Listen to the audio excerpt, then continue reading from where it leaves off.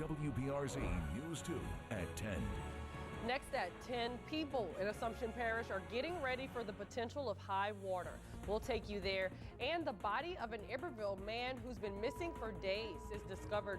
We have all of the details. Plus, after students were robbed by a fake Uber driver, how can you catch a ride safely? We'll tell you how. Good evening. I'm Brandy B. Harris. News 2 at 10 is next.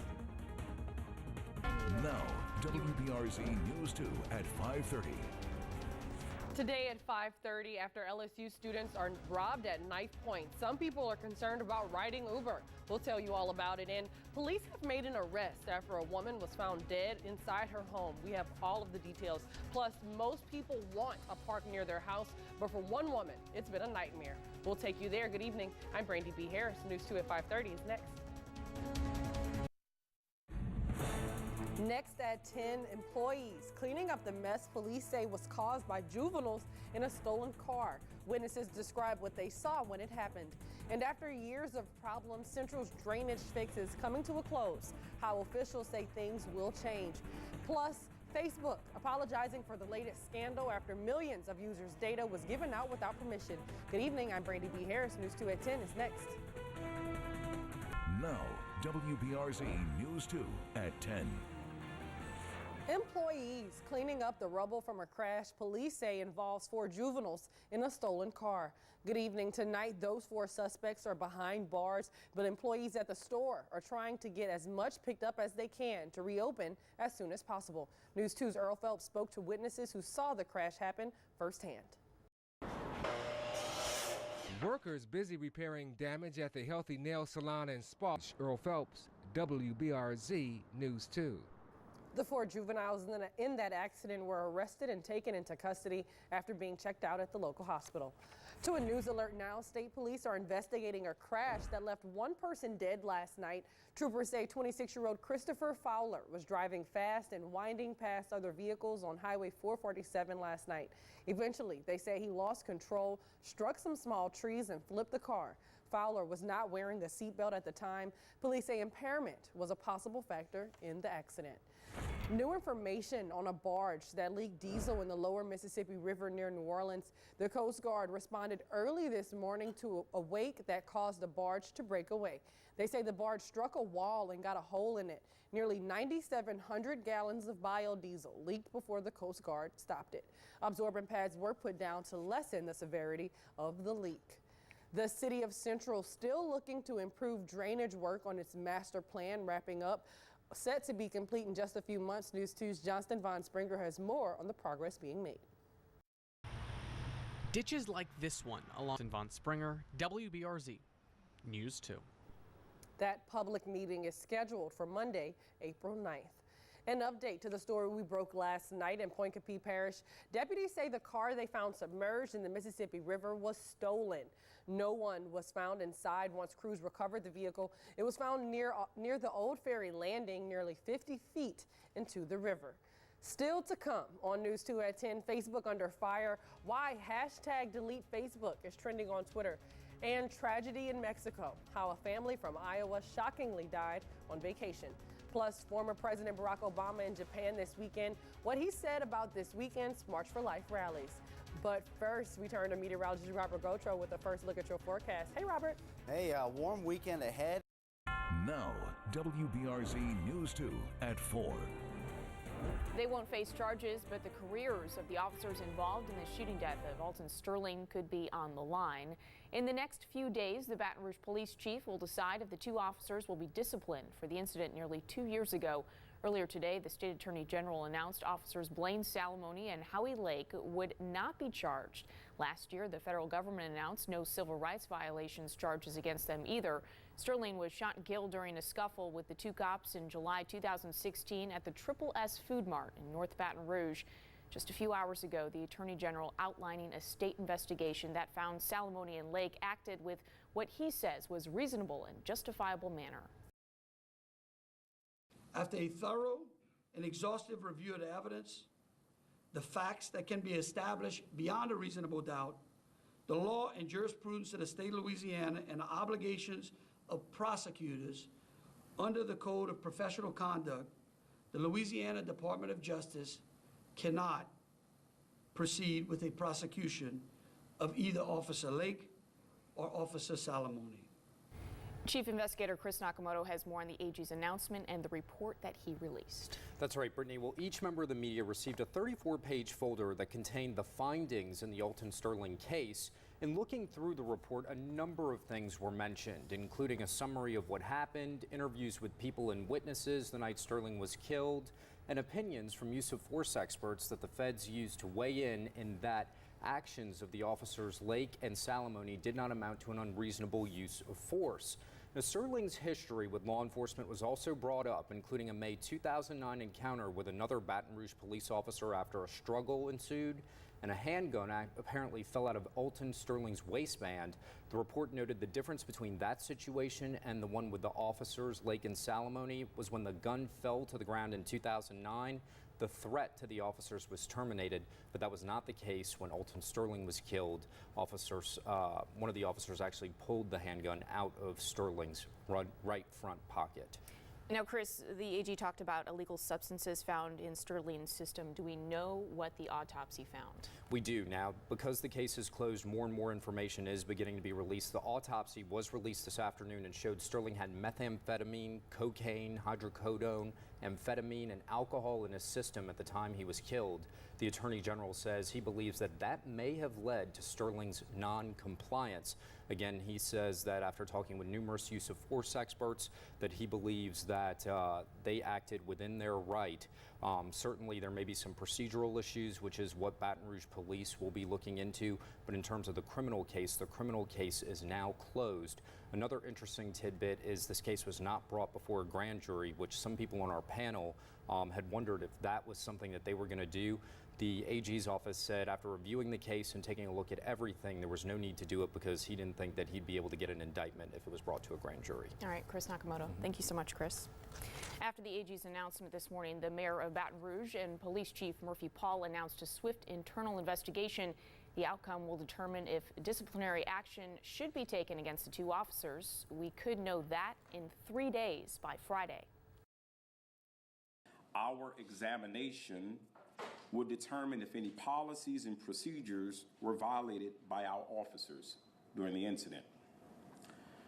We will look at decisions that were made during the incident, and we will apply that behavior to our policy and procedures. We cannot include our investigation until a disciplinary hearing has been completed. And it is our goal to have that process completed by Friday of this week. Alton Sterling's family says they still plan to fight for justice, but this time through a civil lawsuit in the district court. They told us they were not surprised by Attorney General Jeff Landry's decision to not pursue criminal charges against Baton Rouge police officers Blaine Salamone and Howie Lake. Right in front of the steps outside of the AG's office, Sterling's family spoke candidly in a news conference on the AG's decision. And shame on him and his committee for making that decision that he made on Alton Sterling.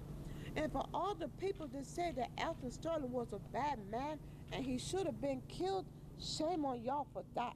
Because you know what? You all have kids too. And to put Blaine Salamone back on the street of Baton Rouge, you putting a killer back on the streets. What the Attorney General said is, I don't think we could have got a prosecution if we had taken it to a grand jury. It's not about thinking. It's about standing up for justice and taking action and dealing with the results. Also reacting this afternoon, a panel of legal experts who question how both the federal and state investigations unfolded. A group spoke during our breaking news special report earlier today. What I still question is how the Department of Justice initially got hold of the case, because as the Chancellor has said, normally it goes through the state process first, and then if people are dissatisfied or feel that something has gone amiss, or even if there has been an indictment and a trial and a finding of not guilty, the federal government can still come in and review for federal civil rights violations. But here, it kind of got pulled off track. Unfortunately, we have to deal with the fact that this was a tough political case. And maybe people don't want to hear that. but this was a tough political case from the beginning, which is probably. Yeah, what do you mean by that? What do you mean? Well, what I mean is, again, let's think about what typically happens. You have an investigation at the local level, beginning with the DA's office. Okay, DA recuses himself. You had an option to give it to another district attorney's office, which that was available. West Baton Rouge, there were a lot of other places that could have been. I think some folks made a decision that this one was just too hot to handle. Our team of reporters are digging deeper into this story. You'll hear more on News 2 at 5, 6, and 6:30. Our stretch of dry weather and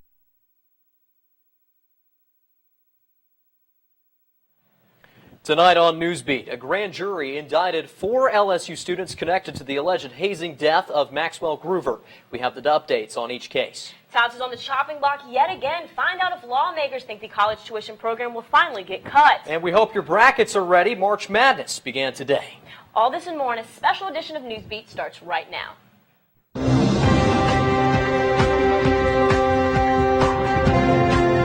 Hello and welcome to this special edition of NewsBeat. I'm Matt Houston. And I'm Nadine Novosada. Thanks for joining us. We come to you with breaking news. A grand jury has returned indictments for several LSU students connected to the death of Maxwell Groover. Police said in September Groover, a pledge, was chosen by senior members of his Phi Delta Theta fraternity to play a drinking game called Bible Study. He died from alcohol poisoning early the next morning. The autopsy showed Groover's blood alcohol content was 6 times the legal limit. 10 men were arrested for the alleged hazing in October, and the grand jury began reviewing the case in December. TigerTV's Trey Cuvion is live at the Phi Delta Theta house with more on their conclusions. As you can see behind me, that plaque used to hold up the fraternity's name. As you had mentioned, 10 men were originally arrested in October, but only 4 were indicted by the grand jury today. LSU President F. King Alexander adopted task force recommendations to prevent hazing in student organizations in February. Also breaking just now, New Orleans Saints and Pelicans owner Tom Benson has died. And a statement from his estate said that Benson passed away peacefully at Osher Medical Center with his wife Gail at his side. Mr. Benson had been hospitalized with the flu on February 19th. Benson was 90 years old. Funding for the top scholarship program is at risk again, this time because of a looming billion-dollar budget shortfall this summer. Lawmakers failed to raise revenue in the last special session. If they are unable to find new revenue in another special session in May, higher education and health care will take the brunt of the ensuing cuts. The Appropriations Committee in charge of the state budget began its debates this week, and lawmakers say without a stable revenue source, representatives cannot guarantee students the program won't be cut. There are some measures on the table that could reduce the cost of the TOPS program, but would reduce the amount many students receive. Those are subject to further debate.